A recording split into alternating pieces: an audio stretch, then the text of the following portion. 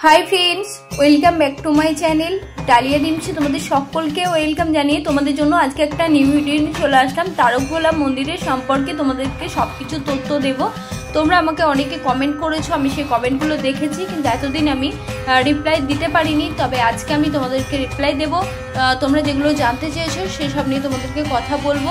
তো পুরো ভিডিওটা লাস্ট পর্যন্ত সকলে দেখো, যারা তারকভোলা মন্দিরে যেতে চাইছো বা ঠিকানাটা কোথায়, তারপর কোন দিন চরণামৃত এবং বেলপাতা দেওয়া হয় ভক্তদের উদ্দেশ্যে, সেই সব নিয়ে তোমাদের সাথে সকল তথ্য দেব। তোমরা পুরো ভিডিওটা লাস্ট পর্যন্ত দেখো, আশা করি তোমাদের ভালো লাগবে। এরকম ভগবানের সকল দেবদেবীর মন্দিরের সম্পর্কে আমি তোমাদেরকে তথ্য দিয়ে থাকি। তো আজকের ভিডিওটা আশা করি তোমাদের ভালো লাগবে। চলো ভিডিওটা শুরু করছি। ভিডিওটা যদি ভালো লাগে লাইক কমেন্ট শেয়ার করতে কিন্তু একদমই ভুলো না। যারা চ্যানেলে নতুন আছো প্লিজ সাবস্ক্রাইব করে আমার পাশে থেকো। আগের একটা ভিডিওতে আমি তারকভোলা মন্দিরের সম্পর্কে তোমাদেরকে অনেক কিছু শেয়ার করেছিলাম কম বেশি, তো আজকে সব কিছুটাই শেয়ার করব। তো এই সেই জন্মাষ্টমী তিথিতে 1947 সালের জন্মাষ্টমী এই তিথিতে রাত্রি 11টা 34 মিনিট 47 সেকেন্ডে দুর্যোগপূর্ণ পরিবেশে বাবা বাসুদেবের পৈতে নিয়ে কালীতারা দেবীর অষ্টম গর্ভের সন্তান হয়ে এই পৃথিবীতে অবতীর্ণ হন।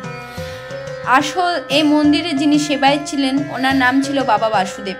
উনি কিন্তু ঠাকুরের এক অংশ ছিলেন। তো উনি পৈতে নিয়ে জন্মগ্রহণ করেছিলেন আমাদের এই পৃথিবীর ধরাধামে। এক দাদা ভাই আমাকে জানতে চেয়েছে কখন কোন টাইমে চরণামৃত এবং বেলপাতা দেয়া হয় ভক্তদেরকে, তো সেই সম্পর্কেই তোমাদেরকে জানাবো। এই মন্দির বাবা তারকনাথের আদেশক্রমে বাবা বাসুদেব ব্যক্তিগত প্রচেষ্টায় প্রতিষ্ঠিত করেছেন। বাবা বাসুদেব দূরবর্তী স্থানের ভক্তগণের যাতায়াতের অসুবিধার জন্য সোমবার মধ্যাহ্ন আরতির পর বেলপাতা ও চরণামৃত দেয়া চালু করেছেন।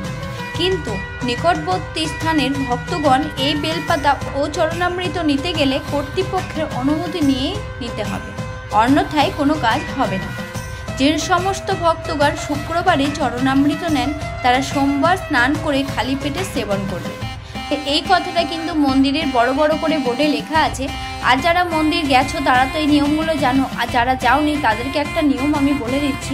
তোমরা যখন মন্দিরে প্রবেশ করবে তখন তোমরা কিন্তু মোবাইলের ক্যামেরা কিন্তু অন করবে না আগে, কারণ মন্দির কর্তৃপক্ষকে আগে জেনে নেবে তোমরা কি ভিডিও করতে পারবে কি পারবে না, ফটো তুলতে পারবে কি পারবে না। ওনারা যদি পারমিশন দেয় তবেই কিন্তু তোমরা এই ভিডিও বা ফটো কিন্তু তোমরা তুলতে পারবে। তো মন্দির কর্তৃপক্ষকে কিন্তু তোমরা একবার হলেও জিজ্ঞেস করে নিও।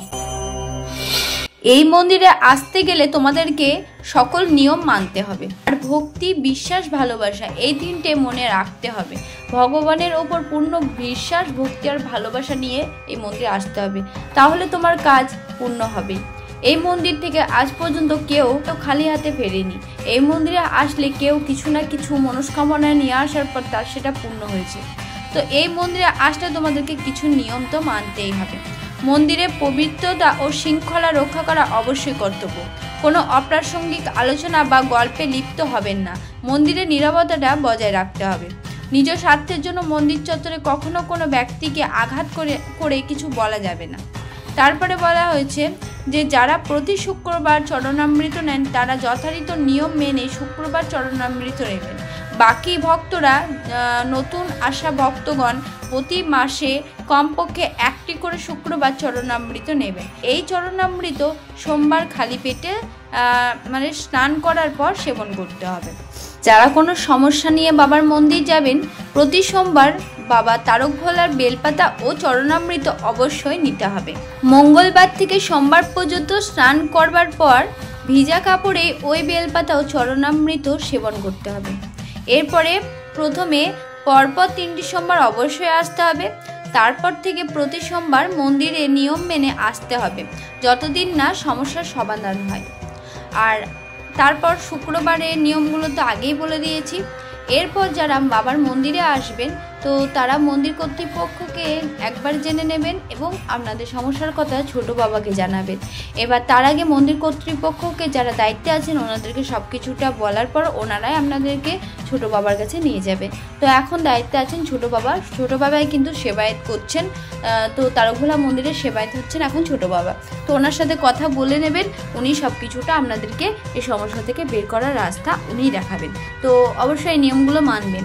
তো বাবার মন্দিরে গেলে কিন্তু নিয়ম মানতে হবে, অনেক নিয়ম আছে সেগুলো কিন্তু মানতে হবে আর শৃঙ্খলাটা বজায় রাখতে হবে। এবার বলি, বাবার মন্দিরে গেলে কিন্তু আপনার মনকে আগে শুদ্ধ করতে হবে।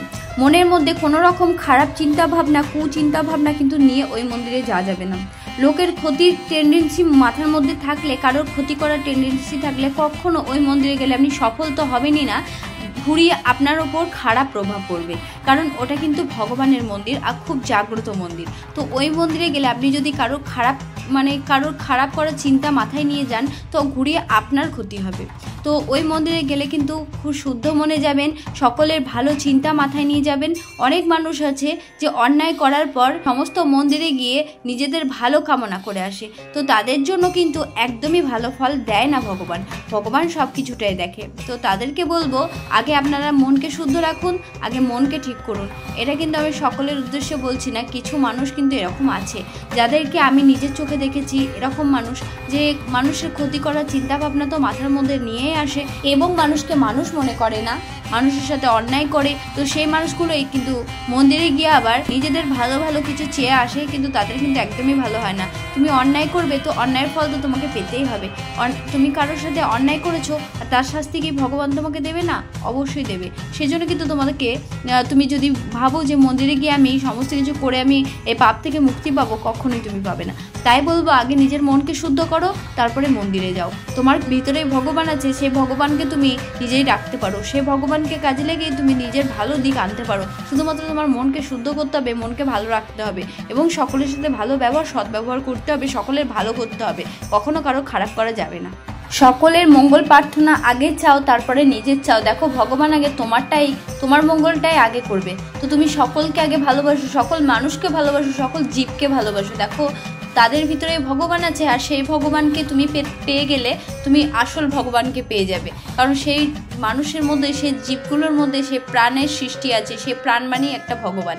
তো আগে তাদেরকে ভালোবাসো, প্রত্যেক মানুষকে ভালোবাসো, প্রত্যেক জীবকে ভালোবাসো। কথাতেই তো আছে, জীবে প্রেম করে যেই জন সেই জন পায় ভগবানকে।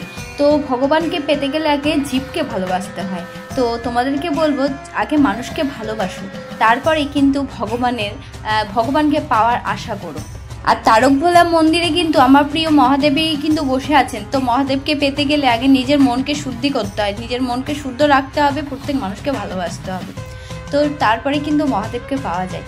তো আমি বলবো সকলকে ভালোবাসো। আর এই কথাটা কিন্তু আমার সকল ভিউয়ার্সদের উদ্দেশ্যে বলছি না, আমার সকল ভিউয়ার্সরা কিন্তু সবাই খুব ভালো। আমি সবাইকে ভালো চোখেই দেখি এবং আমাকে যারা দেখতে পারেন আমি তাদেরকেও ভালো চোখেই দেখি। তো আমি সকলের মঙ্গল কামনা কিন্তু ভগবানের কাছে করি।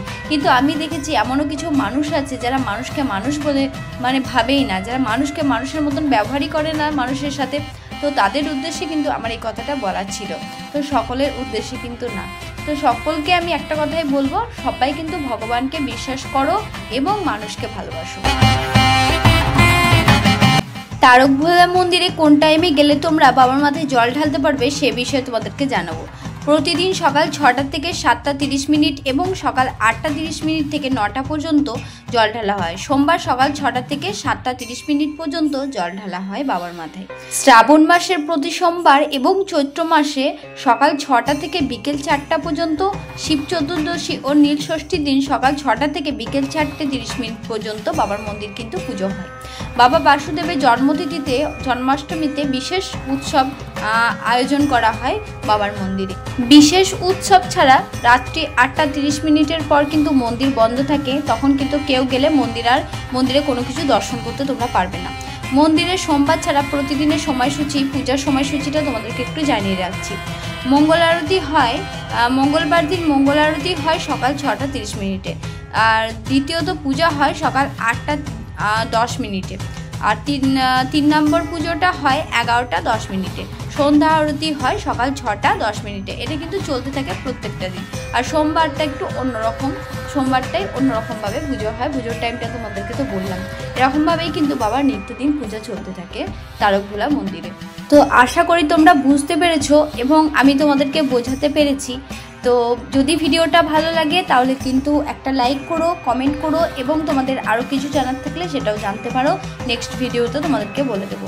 আজকের মতো ভিডিওটা এখানে এন্ড করছি। যদি ভালো লাগে আবারও বলছি লাইক কমেন্ট শেয়ার করতে কিন্তু একদমই ভুলো না। নতুন হয়ে থাকলে প্লিজ সাবস্ক্রাইব করে আমার পাশে থেকো। জয় তারকভোলা বাবার জয়, জয় বাবা বাসুদেবের জয়, জয় মহাদেব বাবার জয়। তো আজকের মতো ভিডিওটা এখানে এন্ড করছি। তোমরা সকলে ভালো থেকো, সুস্থ থেকো। জয় মহাদেব বাবা।